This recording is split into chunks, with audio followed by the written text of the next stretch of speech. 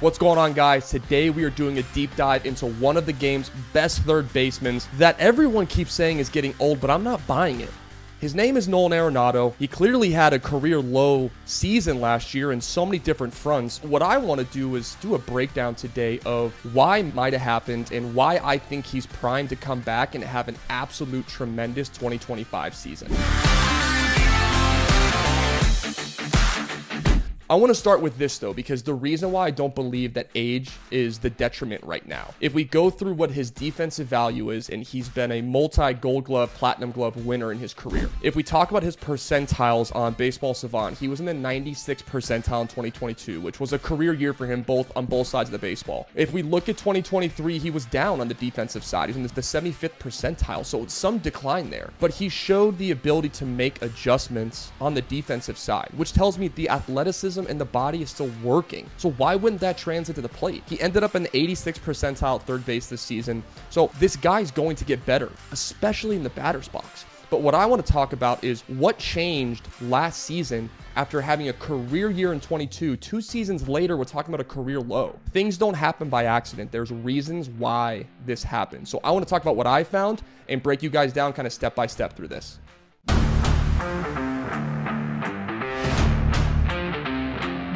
Reason number one that Arenado had a down season last year. This has been such a hot topic among social media and hitting coaches and players across the nation. Swinging faster is supposed to equal being a better hitter, right? That's what everyone thinks. I'm not going to name names or brands or anything, but there's this notion that swinging faster will make you hit the baseball harder. While mathematically and analytically that might make sense, it doesn't necessarily make you a more accurate hitter, meaning delivering the barrel to the baseball. And if we just pull up some numbers here, in 2022, a career season for Arenado, his average swing speed was 69.5. And if we look at numbers from last year, 72.1. So swing speed jumped almost 3 full miles an hour. So he's swinging faster. He should hit the ball harder and be better, right? It's wrong. His average exit velocity was down 3 miles an hour last year. And his hardest hit baseball that he hit of the season in 24 was down more than 3 miles an hour than what he's averaged every single season of his career. He's always sat in the 109 to 112 range of the hardest hit ball he's going to have in the season. Last year, I think he topped out at 107. So there's a disconnect there of swinging harder isn't making you hit the baseball harder, at least for Nolan. So a couple other things jump out to me. This guy's a fastball hitter. And what's funny is he actually got more fastballs last year than he ever got in his entire career. He got 56.9% fastballs versus in 2022, he had 54.5. Breaking balls, a lot less last year. He got 31% breaking balls, which is going to be curveball sliders. And in 2022, he got 36.4%. So 5% less off-speed pitches, meaning breaking balls. But what they categorize as off-speed pitches is more of the splitters, forkballs, changeups, pitches that are moving straight down. So he had a big jump in that. In 22, he had 9% off-speed pitches. And then in 24, he had 11.9. There was something that was clearly identified by the pitching analytics side for teams he was facing that were changing the way they were attacking him based off of what they were seeing mechanically or swing path wise. So when you kind of go through these percentages, it's interesting. And the number one reason why I think he's going to have a bounce back season is because of this chart right here.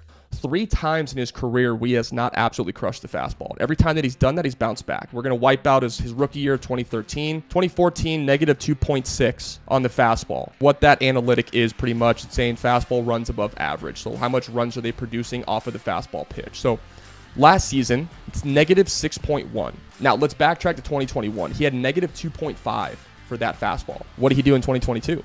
Absolutely crushed the fastball, 10.9. But what's funny is that carried over into 23, and he didn't have as great of a season. He still was a full 7 for that statistic there of WFA. But negative 6.1, that jumps out at me. Something else that jumps out to me is his ground ball percentage. There's this big argument ever since Josh Donaldson went on MLB Network and talked about if your coach tells you to hit the ball on the ground, tell him no. Like, I get that, but it's different conversations for major league players. Like, hitting the baseball in the air with guys with power is what you need to do, because what's Arenado getting paid for apart from his glove?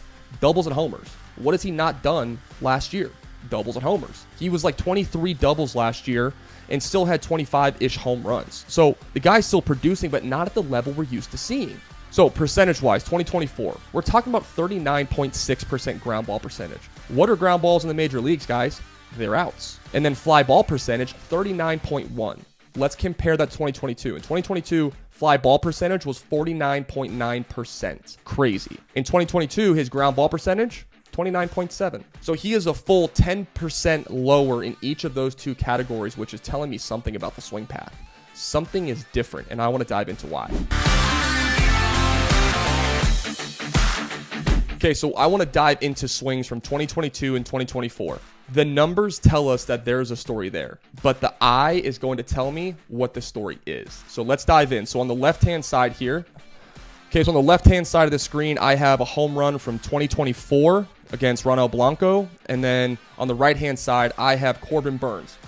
He hit this home run. Both of these are going to left field. Both of these are in fastball, middle of the zone. Wanted to make sure this was as similar as possible. So I'm going to get him to two spots here, which is going to be landing position. I want both feet on the ground, see where he's at.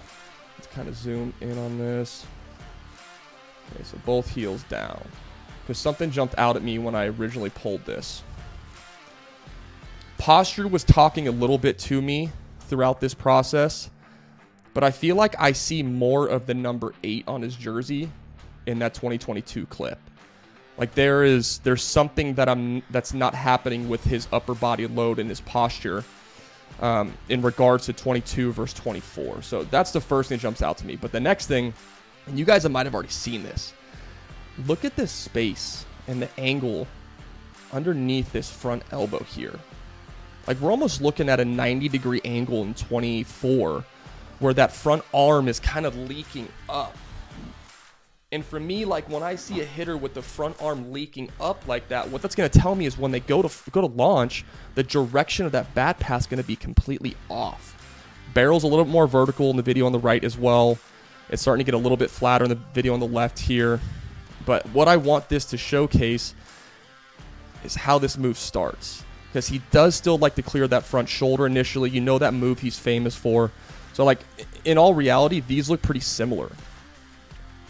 But there's something that's hiding right now that you might not see. I want you to look at his right elbow. Considering that both of these pitches are in the same exact location, look at his right elbow in 22, which is the right side, and then 24, which is last year. He's disconnected behind the ball, which tells me that he has a longer swing. So he can't make up time with his rotation because he's not connected. So if you're disconnected, what are you going to have to do to make up time? You're going to have to clear space somehow. So he's clearing space from his front arm here on the left-hand side. And then look at the extension of his front arm on the left-hand side. And then look how he still has that bend on the right-hand side. He's maintaining angles better in that front shoulder and that front elbow in 2022. So he doesn't have to disconnect to make up time. He's connected and can just turn to catch up to the speed of the pitch. This is an 0-0 fastball from Corbin Burnes.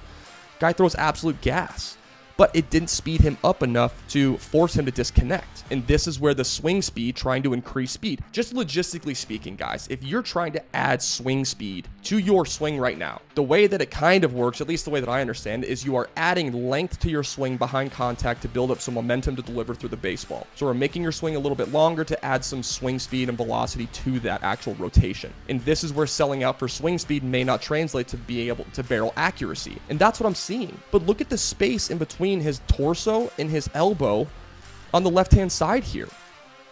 His elbow's not connected, and that pitch is middle, whereas right here, look how tight he is. And what that's going to do is after contact, it's going to allow him to finish delivering that barrel on that same line or direction, which is what he does right there. He still kind of has that bend in the left elbow, and that's what he's famous for. But here, he's fully extended.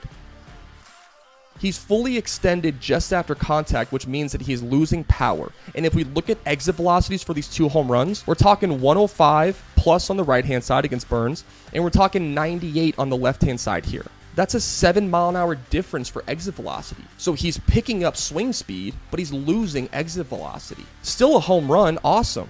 But how he's doing that is telling me that the misses are going to be bigger because now he's losing that adjustability of this connection right here on the right-hand side. That space in between the elbow is so big because if you get disconnected behind contact, you lose all adjustability on speeds and location. And this is a big reason that what I think went wrong last year for him. And I've watched a lot of his at-bats, okay? But this is what I believe Arenado is going to fix in the offseason. And the offseason's done. Like, he's already in camp. Like, he's ready to go. Whether it's with the Cardinals or he gets traded, whatever happens, I think he's going to be a dude this season, because if I can see this and watching this video and watching other at-bats, I guarantee you he found this right away. It's a lot easier to make mechanical adjustments in the offseason when you can rep things out than when you're in season, you're competing every night. Because no matter how many reps you get in the cage, you still got to go play a game that night. And the results of the game are going to give you feedback and determine how you feel emotionally, and it's going to change your opinion on the adjustment during the season. Whereas in the offseason, you don't have results at the game that are beating you down and making you doubt yourself. He can build up some more confidence. So I guarantee you, if I'm a betting man, I'm guaranteeing you that Arenado is going to go off this season. We're going to see more doubles. We're going to see more home runs. And we're going to see him absolutely crush some fastballs. All right, guys, this was a lot of information to take in. I want to hear your thoughts. Am I close? Do you think that this is an accurate depiction of what his 2024 season is? Do you share the opinions that he's going to go off in 2025? Drop your thoughts and your opinions in the comments below, because you got to welcome those on social media. Bring them on. And if you guys like this type of content, as always, subscribe, like, and I'll see you next time.